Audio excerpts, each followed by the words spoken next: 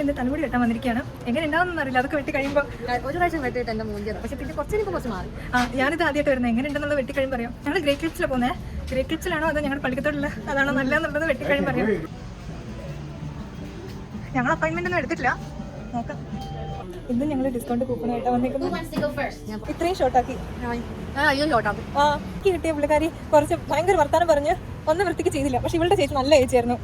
അധികം സംസാരിച്ചില്ല, പക്ഷെ എല്ലാം ചെയ്തും കൊടുത്തു. നല്ല ചേച്ചിയായിരുന്നു. ചോദിച്ചു എവിടെയെങ്കിലും പോകണുണ്ടോ സമ്മറിൽ എന്താ അയ്യോ അങ്ങനെയുള്ള കുഴപ്പമില്ല തോന്നുന്നല്ലേ. ഞങ്ങളുടെ പള്ളിക്കത്തോടായിരുന്നെങ്കിൽ ഇപ്പൊ ഇന്ത്യ ചെയ്താൽ നമുക്കൊരു സാറ്റിസ്ഫാക്ഷൻ. ഞാൻ ചോദിച്ചു ഷാമ്പൂ ഇടൂലേ, അപ്പൊ അതിന് എക്സ്ട്രാ $10 ആണ്. ഞങ്ങളുടെ ഇവിടെ ആണെങ്കിൽ ആദ്യം ചെന്ന് എല്ലാം ചെയ്യുള്ളൂ. ആ വെറ്റ് ഹെയറിലെല്ലാം ചെയ്തിട്ട് മറ്റേ ഡ്രയർ വെച്ചിട്ട് ഇങ്ങനെ ഡ്രൈ ചെയ്ത് നമുക്ക് തന്നെ കാണുമ്പോൾ ആ കൊള്ളാന്നുള്ളൊരു ഫീല് വരും. പക്ഷെ എന്നാലും മുടി വെട്ടി കിട്ടി. ഞാൻ വിചാരിച്ചതിനൊക്കെ വൃത്തി കിട്ടി, അത് മതി.